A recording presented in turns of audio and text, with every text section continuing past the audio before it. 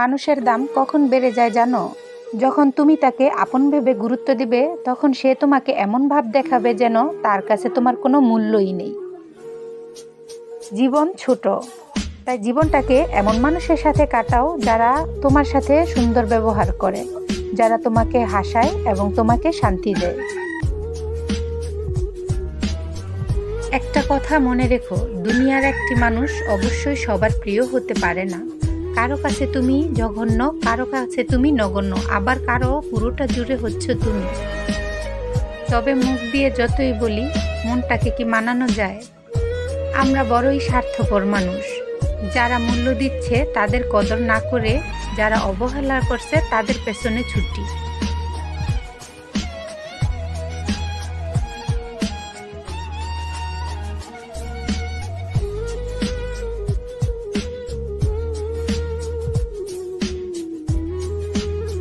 Hello everyone, আসসালামু আলাইকুম। কেমন আছেন সবাই? আই হোপ সবাই বেশ ভালো আছেন। আলহামদুলিল্লাহ, আমরাও ভালো আছি। তো নতুন একটি দিনে আরও একটি সুন্দর ব্লগ নিয়ে চলে এলাম আপনাদের মাঝে। আমি মনিকা সোনারগাঁ থেকে বলছি।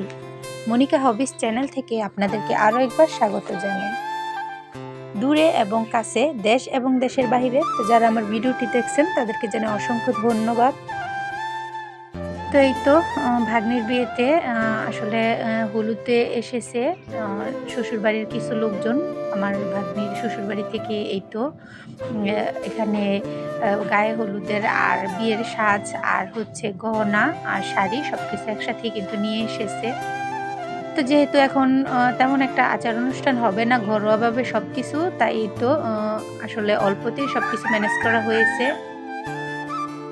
তবে সবাই একটু বেশি অবাক হয়েছি, কারণ এই তো যেহেতু কাবিন করা হবে, এর মধ্যে আবার এত কিছু মানে শপিং, তো সবাই কিন্তু আসলে আশ্চর্য হয়েছি। তো যাই হোক, তাদের বউকে তারা এভাবে সাজিয়ে নিবে, তো আলহামদুলিল্লাহ। তো আজ হচ্ছে হলুদ সন্ধ্যা। এখানে কিন্তু তেমন একটা আয়োজনও করা যেহেতু হয়নি, তো ঘরোয়াভাবে বললাম আগেই কিছুটা বউকে সাজানো হবে, আর এই তো ঘরের মধ্যেই হলুদ মেহেদি এগুলো দেওয়া হবে। তো এখানে তো শিল ছিল একটি শাড়ি, তো বিয়ের বেনারসি কিন্তু এখানে শাড়ি আনা হয়েছে। আর সাথে ছিল এই তো দুটো পাকিস্তানি থ্রি পিসগুলো কিন্তু বেশ ভালোই ছিল। তো এখানে যা আনা হয়েছে তা এক এক করে বুঝিয়ে দিচ্ছেন। এখন কিন্তু প্রায় অনেকটাই রাত হয়ে গেছে, আর এই তো এখানে স্টেজটা বাহিরে ছিল।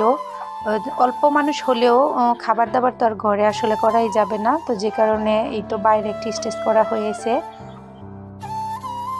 তো ভাগ্নিকে কিন্তু ঘরে সাজানো হয়েছে, আসলে পার্লারে নেওয়া হয়নি। তো ইচ্ছে আছে বিয়ের দিন কিন্তু পার্লারে যাবে সে। তো এখানেই তো হালকা পাতলা সাজিয়ে দিচ্ছিলাম। সত্যি বিয়ে মানে প্রতিটা মেয়ের জীবনের একটা অন্যরকম অনুভূতি। তো আমার বিয়ের সময় কিন্তু ও খুবই ছোট ছিল। তো এই তো যেহেতু মেয়ে, তো অল্প সময়ের মধ্যেই কিন্তু অনেকটাই বড় হয়ে গেছে মাশাআল্লাহ।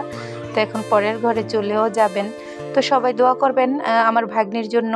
এমনিতেও আমার ভাগ্নি মানে বড় ননদের মেয়ে অনেকটাই শান্ত শিষ্ট আর অনেকই ভদ্র।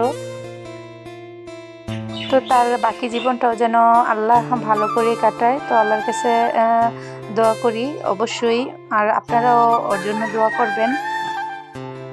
তো এখানে আমি আমার ছোট ভাইয়ের বউ, তো আমরা কিন্তু হালকা পাতলা রেডি হয়ে নিয়েছিলাম। তো এই তো এখানে ফটোশ্যুট করা হচ্ছে। তো এমনিতেও সময়ের ব্যবধানে এখনও কিন্তু তেমন একটা সাজগোজ করা হয় না। তবে এখানে যেহেতু ঘরের ভিতরেই সব কিছু ছিল, তো এই তো হালকা পাতলা রেডি হয়ে নিয়েছি, আর এখানে এই তো ছবি তুলছি। তো আবিরানিককে কিন্তু সামনে ক্যামেরার সামনে আনা হয়নি, কারণ তারা মোবাইল দেখবে, কোথাও গেলে অনেক বিরক্ত করে আর মোবাইলের জন্য পাগল হয়ে যায়। তো যে কারণে তাদেরকে মোবাইল দিয়েছি, আর আসলে রেডিও হয়নি।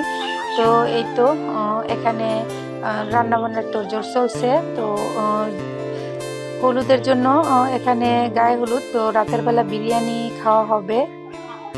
আর আগামীকাল সকালের জন্য মানে দুপুরবেলা যে বরযাত্রা আসবে, আসলে বর কিন্তু আসবে না, উনি কিন্তু বিদেশ থেকে এখানে আসলে দেশে কাবিন করা হবে। তো এই তো রাতের খাবার আমরা সবাই খেয়ে নিচ্ছি। এখানে ছিল চিকেন বিরিয়ানি। যাই হোক, আজকের ভিডিওটি আমি এখানেই শেষ করছি। সবাই ভালো থাকবেন, সুস্থ থাকবেন। আল্লাহ হাফেজ।